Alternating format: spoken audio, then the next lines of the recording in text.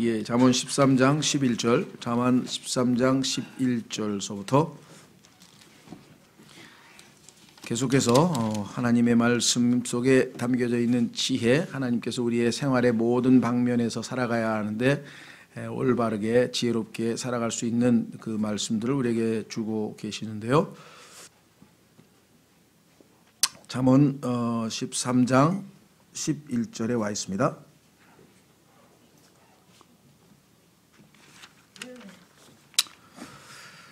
예, 헛되이 얻은 재물은 주로 드리려니와 수고하여 모으는 자는 재물을 늘리리라.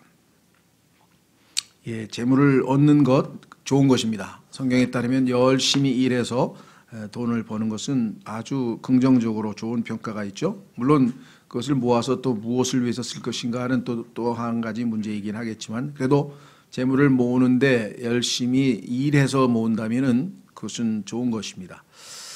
다만 여기 나와 있는 것처럼 헛되이 얻은 재물은 주로 들려니와, 정당치 못한 방법, 그것이 작은 것으로 치자면 장사하는 사람이 저울을 속이는 일에서부터 시작해서 또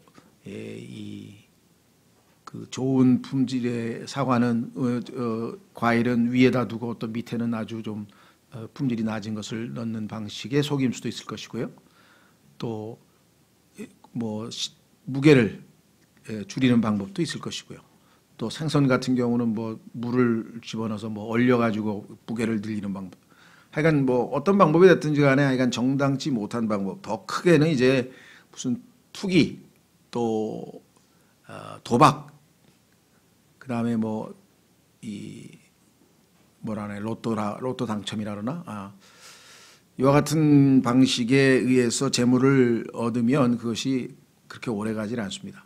실제적으로 이 로또 당첨된 사람이나 아니면 도박으로 돈 번 사람이나 이런 사람들이 나중에 그것이 얼마나 쉽게 다 사라져 버려지는가는 여러분들이 쉽지 않게 책자들을 찾아보면 그런 이야기들이 많이 써 있습니다. 뿐만 아니라 단순히 재물만 줄어드는 게 아니라 패가망신을 하고 완전히 다 인생이 망가진 사람들의 이야기도 어마어마하게 많다는 사실을 우리가 알죠. 자, 그뿐만 아니라 또 이 개인뿐만 아니라 우리 국가에 대해서도 적용해 볼 수가 있습니다. 예를 들면 미국같이 무기를 팔아가지고 돈을 번다든가, 그렇죠? 아주 이 영화 산업, 아주 좀 아주 저급한 그러한 문화 산업을 통해서 돈을 번다든가, 또 술을 팔아 돈을 번다든가, 하여간 보면은 정당치 못한 방법으로 지금 이 부를 축적하는 것이 지금 이 미국 사회가 지금 이제 아주 그런 걸 용납하기 시작했고요. 과거와는 건전한 방법과는 달리, 뿐만 아니라 이 정말 우리가 보기에는 도저히 있을 수 없는 그런 아주 옳지 않은 수법으로 장사를 하는 것들이 아주 용인되고 있죠. 반면에 수고하여 모으는 자들, 비록 2차 세계대전 때 국가가 전쟁의 전범으로 멸망을 했지만 독일과 일본이라고 하는 두 나라의 국민들은 다른 어떤 나라들보다도 더 열심히 일을 해서 부를 축적했죠. 그래서 오늘날 세계 경제에 있어서 우뚝 서게 된 것은 그들이 일본 같은 경우 특히 많은 우상도 섬기고 우리가 볼 때는 하나님 보시기에 옳지 않은 게 많지만 적어도 경제면에 있어서 열심히 일을 해서 부를 축적했다는 것에 대해서는 성경적 원칙에서 벗어난 게 없다라고 하는 것이죠. 독일 사람들의 근면에 대해서 우리가 또 너무나 잘 알고 있기 때문에, 자, 개개인에도 하여간 국가에서도 정당한 방식으로의 부의 축적과 그렇지 못한 부의 축적에 대해서 하나님은 명백하게 지켜보고 계신다 그랬습니다. 우리 개개인의 삶도 마찬가지겠죠. 예, 그래서 너무나 상식적으로 우리가 충분히 받아들일 수 있는 이야기다 그랬습니다. 그래서 이런 얘기가 많아요. 예를 들면 13장 4절에도 쓰였었죠. 게으른 자의 혼은 원하여도 아무것도 소유하지 못하나 부지런한 자의 혼은 기름지게 되리로다. 그렇죠. 12장 24절에도 써있네요. 부지런한 자의 손은 다스릴 것이나 게으른 자는 공세를 바치리라. 신약에서도 열심히 부지런히 일을 해서 부를 축적하고 그것으로 생활하라. 자, 12절 소망이 늦추어지면 마음을 병들게 하거니와 소원이 이르면 그것은 생명나무니라. 이것도 뭐 우리가 현대 심리학에서 현대적인 어떤 정신과 상담을 할 때 이런 것 뭐 충분히 다 알죠. 예. 소망이 늦추어지면 그거 빨리 좀 이루어졌으면 좋겠다 하고 싶은 일을 자기가 원하는 소망이 빨리 안 이루어지면 마음이 병들죠. 마음이 병든다는 얘기는 마음이 무거워지고 의욕이 떨어지고 상실감이 오고 뭐 온갖, 그래서 이제 뭐 정 안 되면 뭐 정신과 질환 병원에 가기도 하고, 반면에 소원이 이루어지면 원하는 바가 이루어지면 그거야말로 정말 생기가 돋고 힘이 넘치고 막 기쁨이 넘치고, 그렇죠? 예, 지극히 우리가 상식적인 것인데요. 영적인 뭐 육신적으로 보자면 뭐 암논 같은 경우 자기의 이복 누이를 사랑했는데 이거 어떻게 하면 내가 저 누이를 차지하지? 막 이것 때문에 아주 그냥 노심초사했던 잘못된 욕망, 그렇죠? 잘못된 소원이 있는가 하면, 우리 그리스도인 같은 경우는 바울같이 우리도 뭐 그런 분들이 계시겠죠. 주님이 빨리 오셨으면 좋겠다. 어떻게든 내가 주님을 만나고 싶다. 그래서 차라리 지금 죽어서 하늘나라에 가는 게 낫겠다. 이런 간절한 갈망을 가지고 있지만 아직은 이루어지지 않은 복된 소망도 있을 것이고요. 또 로마서 7장의 것처럼 누가 나를 이 사망의 몸에서 벗어나게 하랴. 영적으로 승리하고 싶은데 자꾸 패배하면서 그 원인이 우리의 몸, 우리의 육체가 죄의 몸이요 사망의 몸이어서 하나님을 제대로 섬기지 못하고 무기력한 모습을 보면서 누가 나를 이 비참함에서, 이 사망의 몸에서 벗어나게 할 것인가 라고 갈망하고 있는 바울의 그 갈망, 영적인 갈구도 우리가 이것이구나 하고 영적으로 답을 얻어서 바울은 어떻게 하면 내가 영적으로 올바르게 신앙생활할 수 있을까? 이게 답이 아니고 누가 나를 해방시키는 것인가? 내가 아니고 그리스도께서 내 안에 사시고 그리스도께서 주관하셔야만 우리의 삶이 영적인 삶으로 이어진다는 고백을 하게 되는 것이죠. 그러니까 그때부터 바울은 생명의 법에 따라, 생명나무죠. 소원이 이르면 그것은 생명나무니라. 로마서 8장에서부터는 답을 얻어서 이제 정말 생명력 넘치는 신앙생활을 했다라는 것을 우리가 알 수 있습니다. 13절 누구든지 말씀을 멸시하는 자는 멸망하려니와 명령을 두려워하는 자는 보상을 받으리라. 누구든지 말씀을 멸시하는 자는 멸망하려니와 명령을 두려워하는 자는 보상을 받으리라. 뭐 하나님 말씀을 무시해서 멸망당한 사람들이 어디 성경에도 그렇고 역사상도 그렇고 우리 매일의 신앙생활에도 그렇고 뭐 한두 가지가 아니겠죠. 제일 뭐 성경적으로 유명한 예들만 몇 가지 들면, 베드로가 주님의 말씀을 무시해서 결국은 정말 뼈저리게 통회하면서 비참하게 울었던 장면이 나왔고요.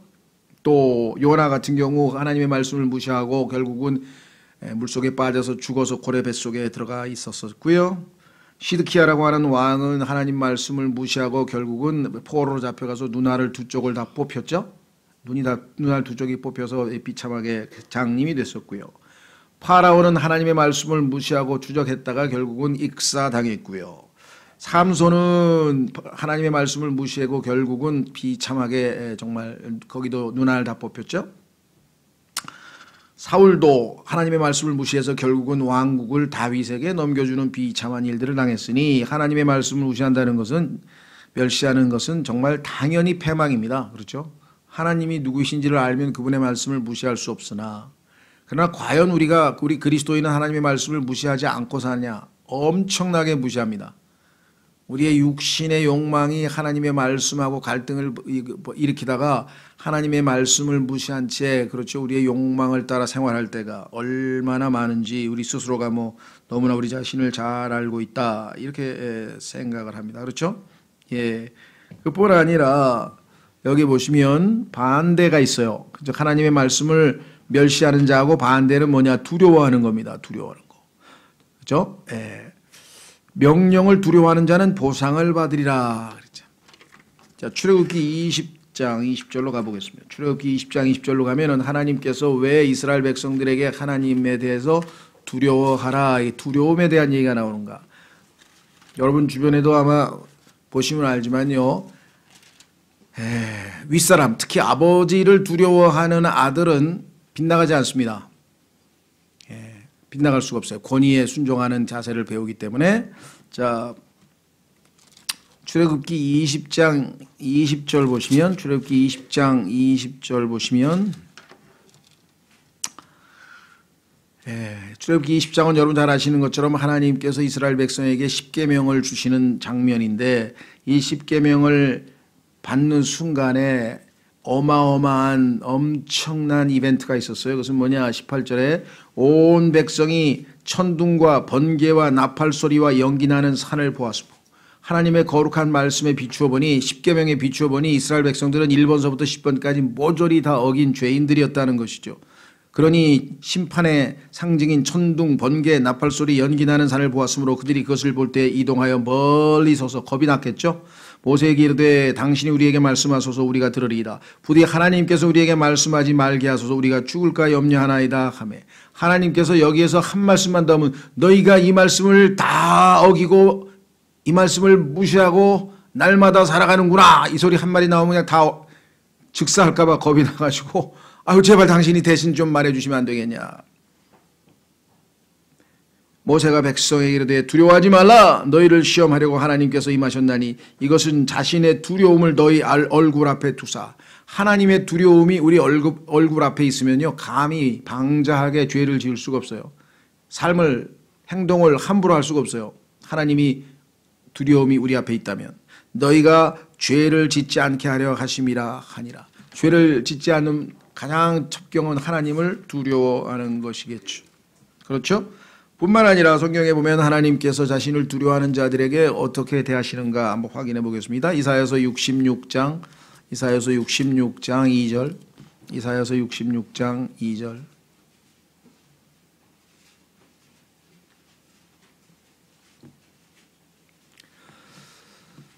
이사야서 66장 2절. 그 모든 것들을 내 손이 만들었으므로 그 모든 것들이 존재해 왔느니라. 주가 말하노라. 이 땅에 있는 모든 것은 다 하나님이 만들었기 때문에 있다. 주가 말하노라. 오직 나는 이런 사람, 곧 가난하고 통회하는 영을 가진 자, 내 말에 떠는 자를 보살피리라. 하나님의 말씀에 떠는 자를 보살피시겠다라고 하는 하나님의 약속의 말씀이 주어져 있습니다. 그렇죠? 하나님이 누구에게 주목하고 있는가? 하나님의 말씀을 진짜 두려워하고 떠는 자가 있는지 살펴보고 있다라고 했습니다. 그렇죠? 예. 성경에도 보면 하나님의 말씀에 떠는 자, 이게 하나님의 말씀을, 명령을 두려워하는 자죠. 이들에게는 하나님이 보상하신다. 영적인, 물질적인 무슨 보상이 됐든 하나님이 뭔가를 주신다. 잠언 13장 13절. 누구든지 말씀을 멸시하는 자는 멸망하려니와 명령을 두려워하는 자는 보상을 받으리라. 그렇습니다. 말씀을 무시해서 가장 멸망당한 대표적인 케이스가 누굽니까? 예, 노아죠. 노아의 홍수 때 의의 전파자 노아가 선포했던 하나님의 말씀을 다 무시하고 그들은 한 명도 구출받지 못하고 노아의 가족 8명만 방주에 들어가서 구출받은 것을 우리는 잘 알고 있습니다. 자, 다시 돌아오시면 14절. 지혜로운 자의 법은 사망의 올무들에서 벗어나게 하는 생명샘이니라. 그렇습니다. 지혜로운 자이신 예수 그리스도의 법, 하나님의 말씀은 우리를 사망의 올무에서 벗어나게 해서 영원한 생명을 얻겠다. 14절은 영적으로 우리 자신에게 적용해도 정확하게 적용될 수 있는 표현이고 일반적으로도 얼마든지 적용될 수 있는 말씀이겠죠. 14장 27절 보십시오. 넘기셔서 14장 27절. 주를 두려워하는 것은 생명샘이라 사망의 올무들에서 벗어나게 하느니라. 그렇죠. 주를 두려워하는 자가 지혜라 그랬죠. 주를 두려워하는 것이 지혜라 그랬으니까 지혜로운 자의 법은 사망의 올무에서 벗어나게 하는 생명샘이라고 분명하게 말씀을 하고 있음을 보게 됩니다. 그렇죠. 자, 생명샘. 사람들은 이 생명샘이라는 게 실제로 있어서 그 생명수를 마시면 영원히 사는 것처럼 그렇게 생각을 했었다 그래요. 그래서 그 생명샘을 찾아서 수없이 많이 여기저기 떠돌아다녔는데 그 스페인 정복자들이 중남미에 이르렀을 때 미국 남부 지역도 이르렀는데 그때 플로리다에 있는 그 한 지역에서 생명샘을 찾아냈다. 그래서 지금도 거기에 가면은 그 사람 이름이 붙어 있어요. 그래서 스프링스, 레온 데 스프링스인가요? 그래서 레온이라고 하는 뽕세대 레온이라는 사람이 발견했다. 그래서 그게 생명샘이라 그러는데 생명샘에서 수영만 하고 있지 사람들이 가보니까 뭐 실제적으로 그 물을 먹는다고 영원히 사는 것은 아닌 것 같습니다. 영원히 사는 생명수는 예수 그리스도께서 우리에게 주시는 그것이죠. 성령을 우리가 생명생이다, 생명의 강이라고 요한복음 7장에서 주님께서 말씀을 하셨습니다. 자, 그래서 지혜로운 자의 법은 사망의 올무들에서 벗어나게 하는 생명샘이니라. 그렇습니다. 하나님의 말씀을 들을수록 우리는 생명을 더욱 얻게 되고 사망으로부터 벗어날 수가 있습니다. 반면에 15절 선한 명철은 호의를 베푸나 범법자들의 길은 험하니라. 자, 선한 명철, good understanding이라는데요. 잘 깨닫는 거죠. 그렇죠. 자, 성경에 보면은 뭔가를 선한 명철을 가지면 그것은 사람들에게 호의를, 즉 하나님의 은혜를 가져다 준다. 예를 들면 예수님도 마찬가지입니다. 예수님께서도 한번 그런 어릴 적에 그에게 이런 표현이 나와 있죠. 누가복음 2장 52절. 누가복음 2장 52절로 가시면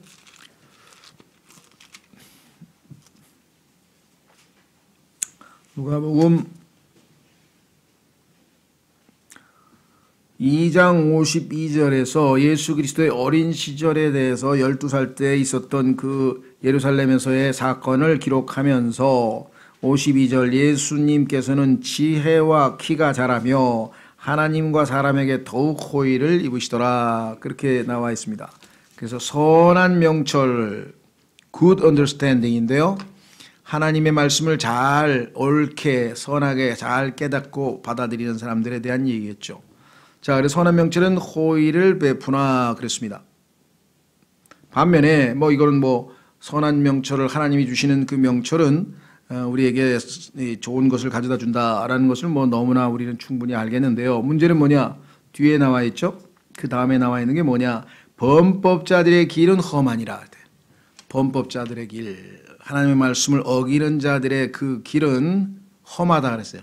험하다라고 하는 이 단어는 사실은 영어로는 hard라고 했는데, hard라고 하는 성경에서는 딱딱하다, 단단하다. 그 다음에 이제 우리도 컴퓨터에서 하드웨어가 있고 소프트웨어가 있는데, 하드웨어는 딱딱한 바깥의 껍질 얘기고요.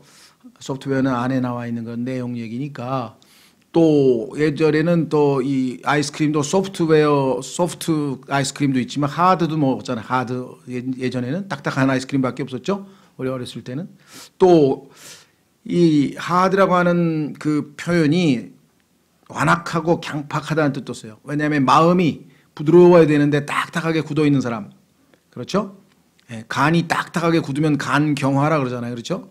또 동맥이 딱딱하게 굳어버리면 동맥경화라니, 그런 사람도 있대. 마음이 굳어버린 사람들. 그래서 여기 나와 있는 이 험하다고 하는 얘기는 거기와 연관이 돼 있어요. 마음이 강팍하게 딱딱하게 굳어 있는 사람들은 가는 길마저 험한 길, 딱딱한 길, 쉽지 않은 길을 갈 수밖에 없다.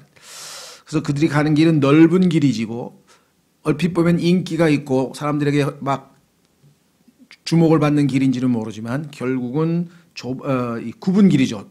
곧 빠른 길이 아니라 굽은 길이라는 사실을 우리가 잘 알 수가 있습니다. 자, 그래서 범법자의 길은 험하니라고 했습니다. 여러분들 죄 지은 사람들이 사는 인생을 보면 엄청 거칠죠. 평화라는 게, 안정이라는 게 없어요.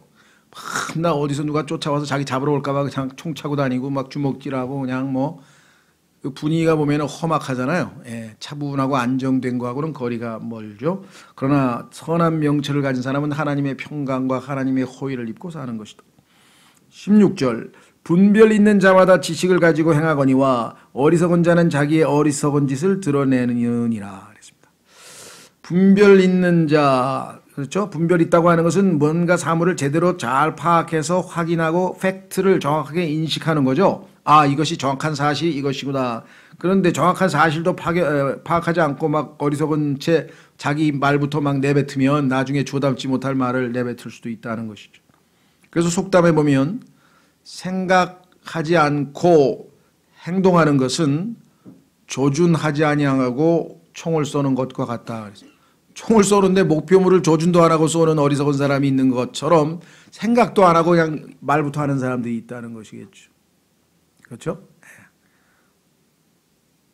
우리 어떤 사람이 내 아들은 틀림없이 유명해질 거예요. 그러니까 우리 아들은 말할 때 자기가 무슨 말을 하는지도 모르고 말이 다 끝난 다음에 역시 자기가 무슨 말을 했는지 모르거든. 그 정도면 나중에 굉장히 유명한 사람이 되지 않겠냐. 반대, 멍청한 것으로 유명해지겠죠. 반대로 입을 다물 기회를 결코 놓치지 말라라는 또 서양 속담이 있어요. 입을 다물, 말할 기회가 아니고요. 하도 말을 많이 하니까 입을 다물 기회를 결코 놓치지 말라. 어리석은 자는 자기의 어리석은 짓을 드러내는데, 우리 전도서에도 보면 그 얘기가 나오죠. 전도서 5장, 지난주에 공부했는데 기억나는지 모르겠어요. 전도서 5장 3, 찾지 마십시오. 전도서 5장 3절에 보면 어리석은 자의 목소리는 말이 많아 알려지느니라. 말을 안 하고 입을 딱 다물고 있으면은 저 사람이 무식한지 똑똑한지 어떻게 알겠어요? 거기다가 또 그냥 아주 그냥 무게 잡고 얼굴을 이러고 있으면 저 사람 뭔가 많이 아는 사람인가 본데, 근데 그 사람 입에서 그냥 말도 안 되는 소리가 툭 튀어나오는 순간 아이고, 그렇게 되죠. 그래서 정확하게 사실을 파악하고 뭔가 누군가에게 뭔가 도움이 될 만한 또는 유익한 말이 아니라면, 적합한 말이 아니라면 입 다물고 있는 게 차라리 낫다. 그렇죠? 그래서 적합한 말을 하는 사람이 분별이 있는 거죠. 잘 놔둬보는 거. 말을 할 때와 하지 않을 때를. 자, 그래서 17절로 갑니다. 사악한 사자는 해악에 빠져도 신실한 대사는 건강하게 하느니라. 이때 사자는 라이언, 그 동물로 착각할까봐 한국말로는 사자 그러면 동물부터 제일 먼저 떠오르잖아요. 그래서 이거는 메신저, 사자, 이게 메신저. 그래서 한문으로 썼어요. 뭔가 메시지를 전달하는 그런 사람이죠. 예.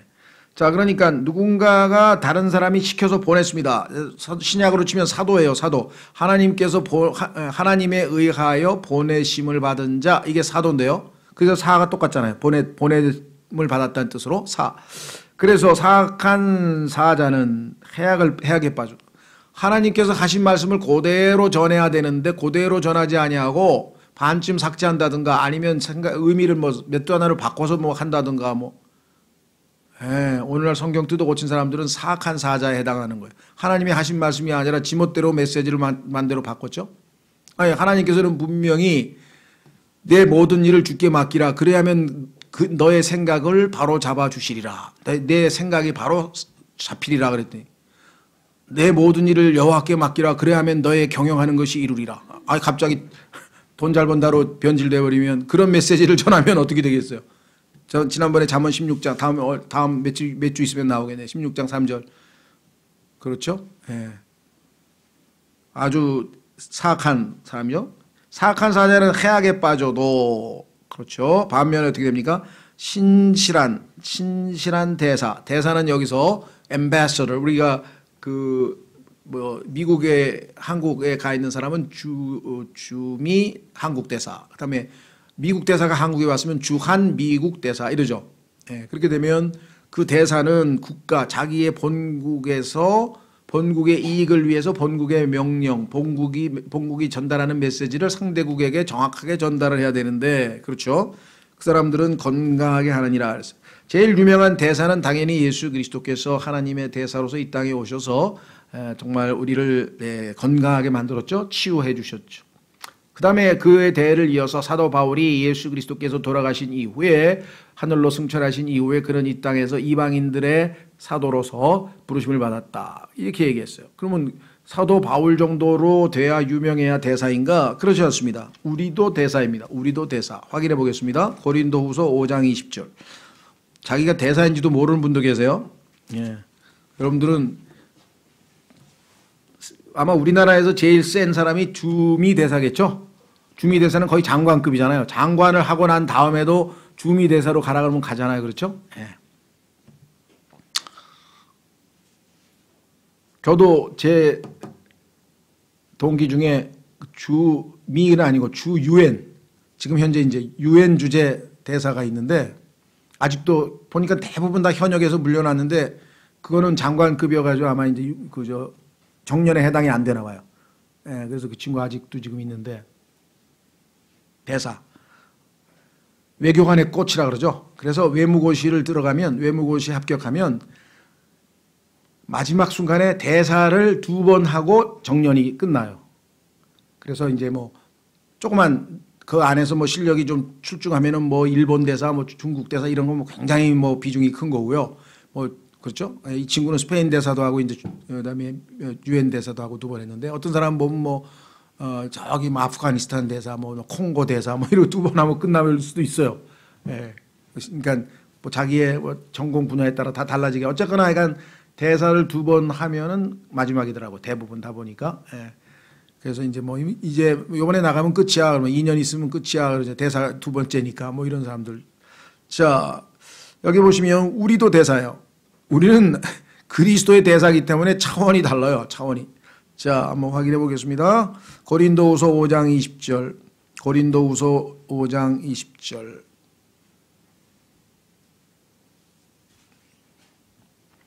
19절부터 보겠습니다. 대사가 맡은 말씀이 뭐냐, 무엇을 전달해야 되느냐, 화해의 말씀, 하나님과 죄인 사이를 화해시키는 화해의 말씀을 우리에게 맡기셨다 그랬습니다.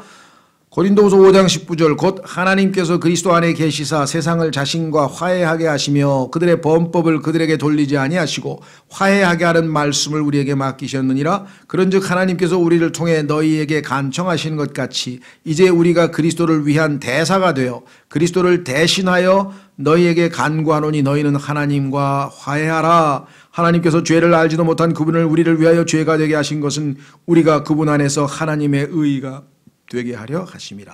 그래서 여기 보시면 그리스도를 위한 대사라고 성경에 나와 있죠. 반면에 이 사악한 사자 중에 제일 대표적인 사람은 가룟 유다. 특히 계시록 13장에 보면은 지하에서 바다에서 올라오는 짐승이 있는데 그 짐승 중에 한 짐승이 아주 이 하나님을 모독하는 큰 저 말들을 함으로써 사람들을 미혹시켜서 결국은 참 용에게 경배하게 만드는 아주 사악한 그런 잘못된 사자도 있습니다. 그런 사실은 보낸 것이 아니죠. 실제적으로 보면요, 우리 그 조선 시대에 특사의 인물, 특사도 대사니까요. 특사의 임무를 잘 수행한 서희라는 사람이 있었죠.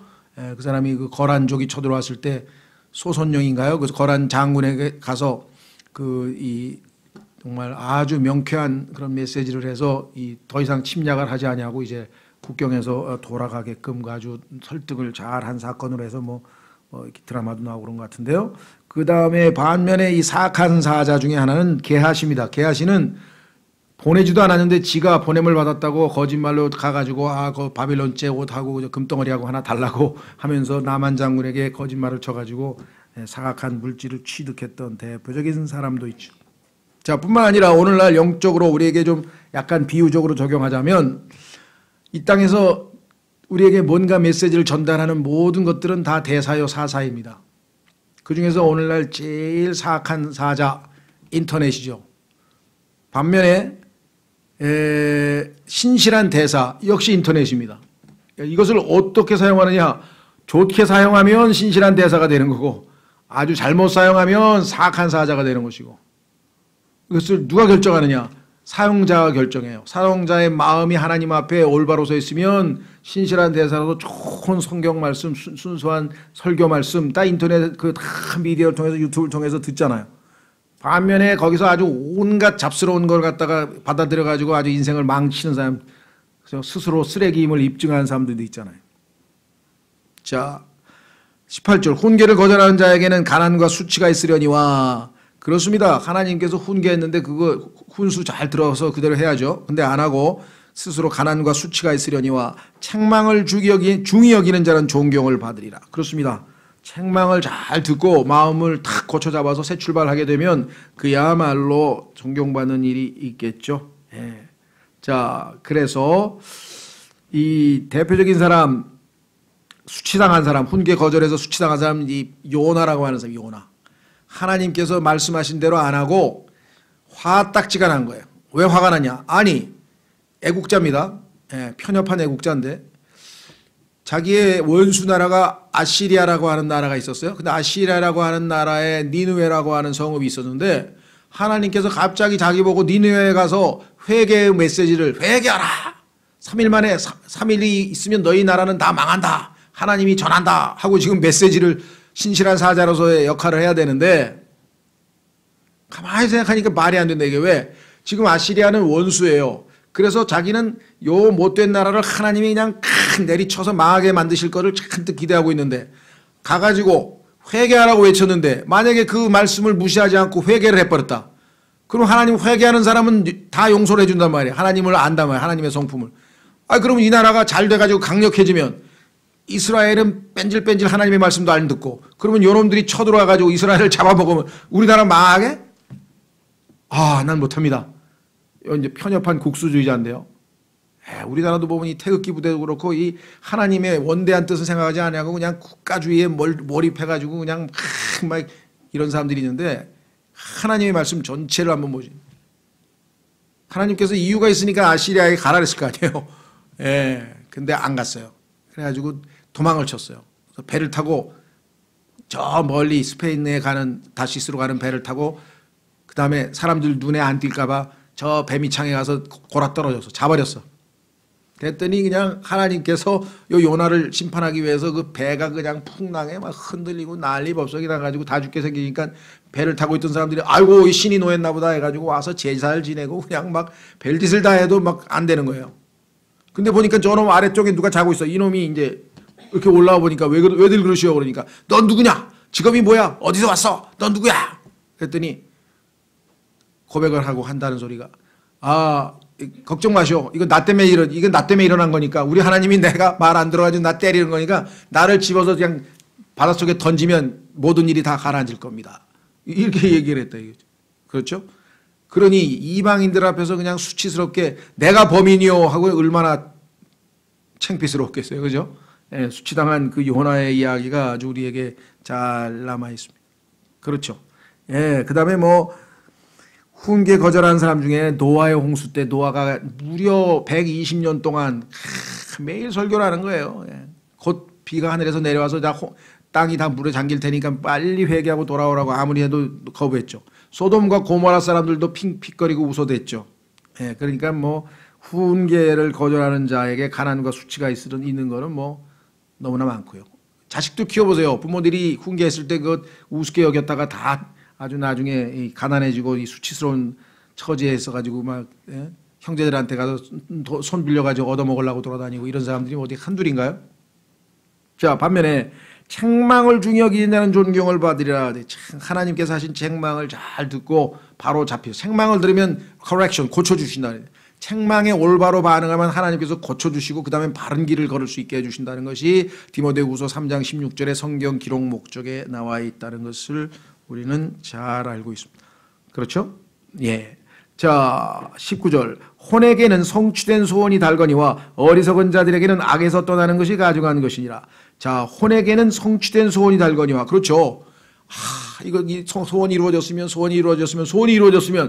마음에 우리의 혼이 달콤하죠. 스위트라 그랬는데. 그렇죠. 얼마나 기분이 좋아요. 됐다. 과거 시험 10번 낙방했는데 11번째 드디어 붙었네 하면서 얼마나 좋아하겠어요. 그렇죠. 제 친구 중에서도 오수 한 친구도 오수. 오수 해가지고 드디어 서울대학교를 가가지고 지금 전북대학교 무슨 지리학과 교수를 한다. 하여간 미국 가서 공부해야 돼 교수를 하는데 3수까지 하는 애들은 덜어 있어요. 근데 4수 막 5수. 야. 그러니 그때 그 성취감, 그 달콤, 그렇죠? 여기 나와야죠. 혼에게는 성취된 소원이 달거니와. 자기가 소원이 성취되면 얼마나 달겠습니까마는 반면에 어리석은 자들에게는 악에서 떠나는 것이 가증한 것이니라. 악에서 떠나는 것. 이게 악한 것인 줄을 알면서도 떠나질 못해요. 그렇죠? 마약 중독, 도박 중독, 그 다음에 하여간 요즘에 버닝썬 때문에 난리법석이나 하여간 클럽 중독, 하여간 벨 중독이 다 있어요. 그러니까 안 떠나. 나쁜 줄 알아. 안 떠나. 제일 정말 재밌는 예가 있는데요. 미국에서 어떤 사람이 폐암에 걸려가지고 목에다 구멍을 뚫어가지고 거기다가 이제 호흡기를 달고 이렇게 음식 집어넣잖아요. 그때 어느 날 보니까 이 사람이 그 음식을 이렇게 떼고 담배를 갖다가 구멍에다가 대고 담배를 피고 있는 거예요. 연기를 집어넣고 앉았더래. 그래서 아이고야 그래서 그 사람이 자원 생각이 떠올랐다는 거예요. 여기. 어리석은 자들에게는 악에서 떠나는 것이 가지고 안 떠나려고. 다람쥐에게도 다람쥐를 잡는 방법 중에 그런 게 있대요. 조그만 이렇게 병에다가 다람쥐가 좋아하는 뭐 도토리인지 뭔지 그런데 딱 집어넣는데. 그래가지고 딱 묶어놓으면은 싹 와가지고 손을 싹 집어넣어가지고 그걸 딱 잡는데요. 그러면 잡았으니까 이게 손을 묵혀졌으니까 이제 안 빠질 거 아니야, 이게. 들어갈 때는 쇽 들어가는데 잡았으니까 안 빠질 거 아니에요.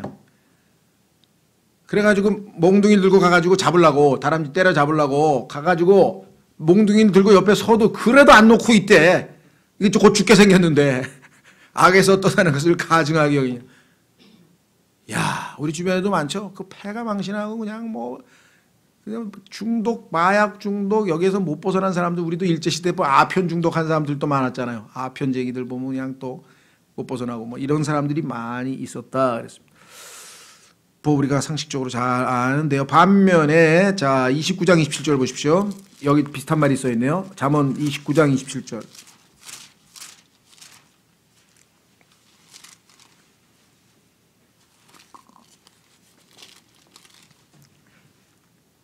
잠언 29장 27절. 불의한 자는 의로운 자에게 가증한 자요. 길이 곧바른 자는 사악한 자에게 가증한 자니라. 사악한 자는 올바른 일은 싫어해요. 자, 반면에 욥기 28장 28절. 욥기 28장 28절로 가시면 악을 멀리하는 것이 지혜야. 명철. 진정한 명철은 뭐냐? 악을 멀리하는 것이에요.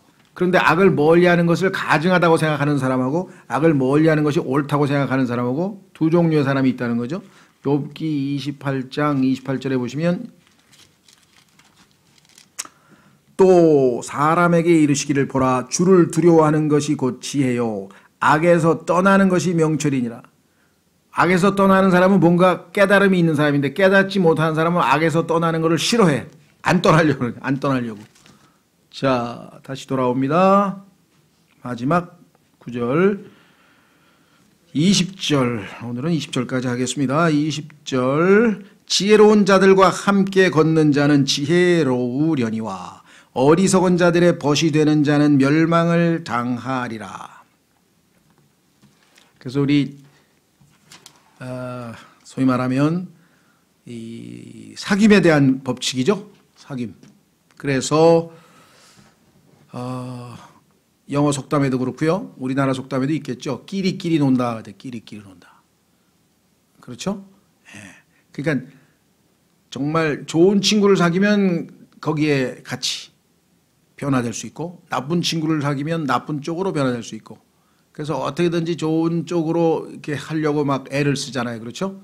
예. 자, 성경에도 보면 고린도전서 15장 33절에 보면 확인해 보겠습니다. 고린도전서 15장 33절에 보면 악한 사귐은 선한 습성을 부패시킨다 그래서 악한 사귐. 애들이 왜 망가지느냐? 나쁜 친구를 사귀어서 그래요.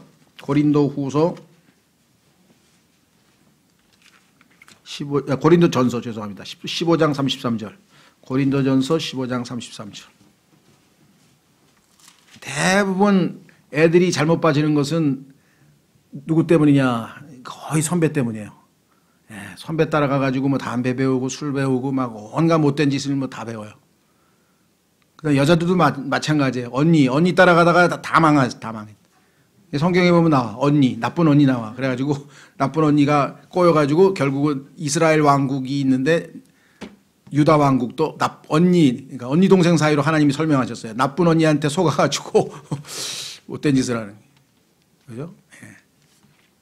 롯의 딸들 보세요. 언니가 아버지하고 자식을 그런 근친상간을 저질러 놓고 동생한테도 야 너도 아버지한테 자식 얻어라 이러고 추천하고 있잖아요. 못된 짓은 다 이게 잘못된 사귐이라는 게 얼마나 무서운가 여기 써 있잖아요.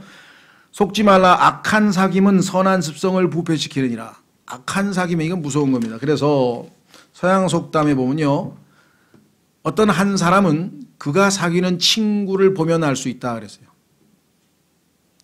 딱 데리고 왔는데 얘 누구냐? 그러니까 내 친구야. 그런데 보니까 엄마가 보니까 아이고 안 되겠구나. 야, 너 안 되겠다. 그 친구가 나빠서 아니, 저 무슨 뭐 이렇게 무시해서가 아니라 걔하고 사귀면 너도 자꾸만 걔 수준으로 내려가게 생겼어. 너보다 좀 배울 만한 사람하고 사귀어야 되지 않겠니? 이렇게. 자, 그래서 이 사귐과 관련지어서 성경에 보면은요, 제일 형편없는 사람이 누구였느냐? 솔로몬의 아들. 솔로몬은 참 지혜로운 사람이었는데 솔로몬의 아들 르호보암이라고 하는 사람은 나쁜 친구들을 사귀었어요. 그래가지고 딱 아버지가 죽고 왕이 됐어. 왕이 돼가지고 그냥 큰 왕국을 물려받아서 정말 뭐 엄청나게 정말 근데 떡 했는데 자기 아버지의 참모들에게 나이든 머리가 희끗희끗한 참모들은 훌륭한 참모인데 성경에 보니까 존경받아야 될 참모들인데 가서 물어보니까 백성들이 시키는 대로 하라 그랬더니 알겠다고. 그래놓고선 자기 친구들, 자기 또래 그 친구들 불러다가 야 이래서 이 사람들이 이러라 그랬는데 아유 웃기지 마라 그래. 야 네가 왕인데 야 걔네들 그냥 내리쳐가지고 그냥 세금도 더 걷고 그냥 강압정치로 포악하게 완전히 진룰 그냥 길을 꺾어놔야 돼. 어디서 백성들이 뭐 이래가지고 그대로 했다가 그냥 야 솔로몬 때는 지혜로운 왕이니까 그렇지 내가 너하고 뭔 상관이냐 해가지고 열왕국이 떨어져 나가가지고 북왕국 이스라엘로 가버렸잖아요. 그래서 여로보암이라고 하는 자가 이집트에서 쫓겨났다가 싹 찾아와서 새로운 왕국을 세웠죠. 네. 자 그런 걸 보면 그러고 탕자도 마찬가지고요. 아 이건 친구들이 꼬였는지 하여간 그 아버지한테 유산 받아가지고 하여간 친구들 꼬임에 빠져가지고 자 그래서 정말 잠언은 우리의 매일매일의 삶에서 실제적인 교훈을 우리에게 줍니다. 오늘은 20장까지 봤고요. 20절까지 봤고요. 오늘 주신 말씀을 통해서 주님 이 말씀들을 깊이 묵상해 한 번에 다 이해되지도 않아요. 또 기억도 잘 안 나요. 그래서 되새김질 그렇죠? 소가 되새김질 하듯이 다시 한번 묵상하고 다시 한번 묵상하고 내가 지금 이 정말 허황되게 돈벌이 하는 건 아닌지 내가 지금 나쁜 친구를 사귀는 것은 아닌지 그렇죠? 하나하나 하나님 말씀을 통해서 이 말씀이 거울이에요. 이 거울에다가 내 자신을 비춰보면서 바로잡을 건 바로잡고 그렇게 해서 우리가 주의 뜻대로 지혜로운 삶으로 하나님께 영광 돌릴 수 있도록 다 같이 기도하겠습니다.